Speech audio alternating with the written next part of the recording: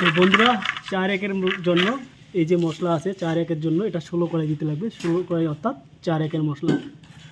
তো আমাদের মশলা কমপ্লিট হয়ে গেল, এখন আমরা মশলাটা বানিয়ে নেব।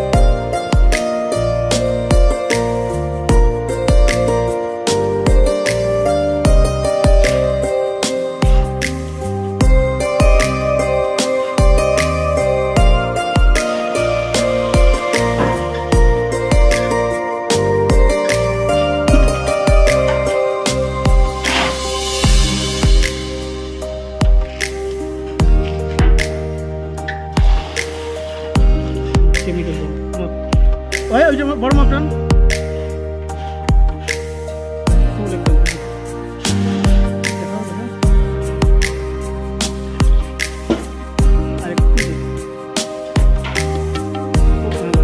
কম মার কম আরো আরো আরো আরো বাস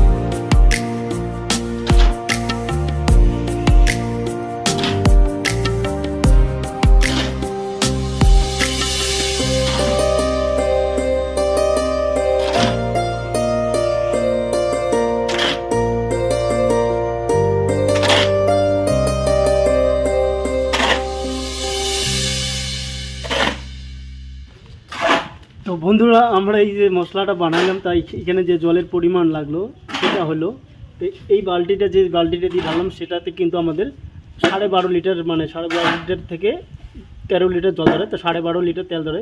তো আমরা 25 লিটার আর এদিকে দিলাম 8 লিটার, টোটাল মতো 25 আর 8 কত হলো এদিকে 33 লিটার, মোটামুটি 30 থেকে 32 লিটার জলে কিন্তু এরকম এক বস্তা সিমেন্ট হয়ে যায়। তো মশলাটা দেখেন, এই যে মশলা বুঝতে পারবেন যে সাইড দিয়ে জল চলে আসবে আর মশলাটা একটু আটালো ভাব হবে, কাদা কাদা, তাহলে মশলাটা আমাদের তৈরি হয়ে গেল। তো আজকে এইটা ভিডিও আইডিয়া দিয়ে দিলাম, এক বস্তা মশলা বানাইতে গেলে 30 থেকে 32 লিটার জলের মধ্যে হয়ে যাবে। আর সঙ্গে কিন্তু কেমিক্যাল ব্যবহার করতে লাগে, আর আমরা যে কেমিক্যাল ব্যবহার করছি সেটা কিন্তু স্যাম মিক্স গোল্ড, স্যাম কোম্পানির। এই যে সেই কেমিক্যালটা ব্যবহার করে। এই কেমিক্যালটা ব্যবহার করার উদ্দেশ্য হলো এই মশলাটা যে আছে, যে মশলাটার আঠালো ক্ষমতাটা বাড়ানোর জন্য। এটা কোনো ড্যাম্প প্রুফ না, আবার এর জন্য যে লাস্টিং বেশি দিন হবে সেটা কোনো নয়। এই মশলাটাকে শুধু আঠালো করার জন্য কিন্তু আমরা এটা ব্যবহার করতেছি। তো অনেক মিস্ত্রি আছে সকালকার মশলা বিকেলে কাজ করে, তার জন্যই কিন্তু এই কেমিক্যাল ব্যবহার করা হয়। আর সিমেন্টের কাজ, যে কোনো সিমেন্ট গোলানোর পরে কিন্তু সেটা কিন্তু 1.5 ঘন্টা অর্থাৎ 90 মিনিটের মধ্যে শেষ করতে লাগে, এর বেশি কিন্তু ব্যবহার করানো যায় না। এরপরে ব্যবহার করলে সিমেন্টের টেম্পারেচার কমে যায়। তো এই জন্য আমরা বানাইতেছি। তো হয়তো দেখতে পাচ্ছি আজকে আমরা 6 জন আছি, একবারে 4 বস্তা বানাইতে পারি, কিন্তু কখনো আমরা ভুল কাজ করি না। তো বন্ধুরা দেখলেন, এটা বানাই দিলাম, এখন গাঁথনি করব। বুঝতে অসুবিধা হলে অবশ্যই কমেন্ট করবেন।